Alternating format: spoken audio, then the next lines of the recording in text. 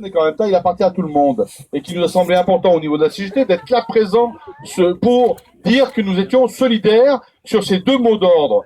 Et je répondrai donc aux deux questions qui ont été posées. Une première, pour les 44 tonnes.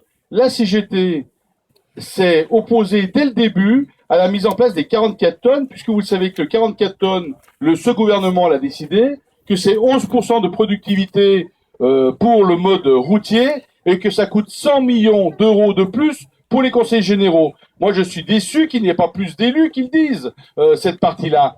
Sur l'histoire du deuxième tube, moi, je me rappelle quand il y a eu l'accident au tunnel du Mont Blanc. Nous n'étions pas nombreux. Moi, j'étais responsable national pour les transports. J'étais dans le cabinet à Guessau. Nous avons mis en place sur cette vallée une régulation des poids lourds.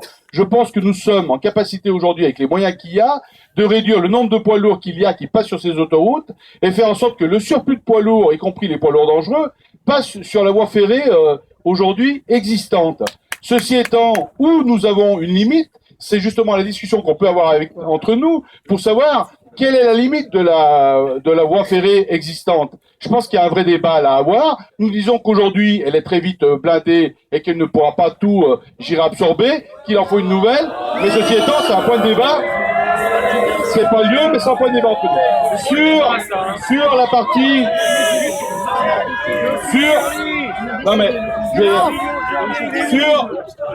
partie...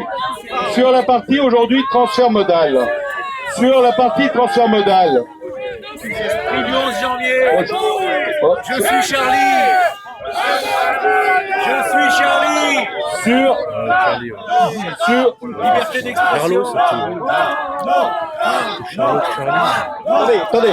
On va laisser le parler quand même parce que calmons-nous. Pour le moment, on est sur le transfert modal, s'il vous plaît.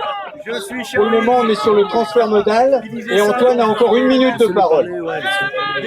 Sur la partie transfert modal, je rappellerai simplement quelques données. Le coût externe aujourd'hui. Liberté d'expression. Bien. Sur le coût externe aujourd'hui, qui ne sont pas supportés par les différents modes.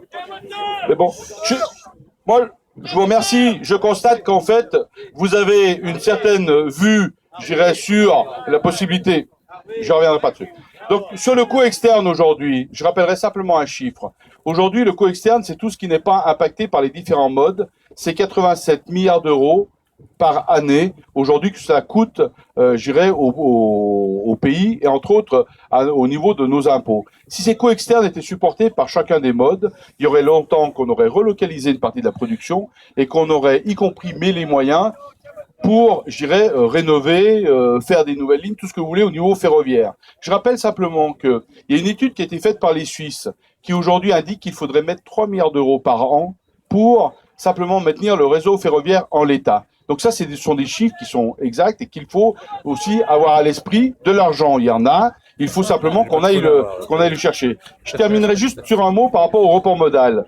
Nous, au niveau aussi de la CGT, nous disons qu'aujourd'hui, si nous voulons un véritable report modal, il faut aussi qu'on donne les moyens à la SNCF de le faire. Et pour donner les moyens à la SNCF de le faire, ce n'est pas avec les réformes ferroviaires successives qui aujourd'hui éclatent encore plus le système ferroviaire qu'on va y arriver. Et nous militons de ce point de vue-là pour qu'il y ait une SNCF rassemblée, unifiée. Et c'est pour ça que nous sommes un certain nombre, je dirais, de cheminots à réclamer de ce point de vue-là qu'on ait une SNCF qui soit vraiment un service public. On peut le regretter. Et on peut aussi aujourd'hui en voir les conséquences de ce point de vue-là. C'est pour ça que nous militons pour le report modal à l'heure actuelle. Merci. Merci Antoine.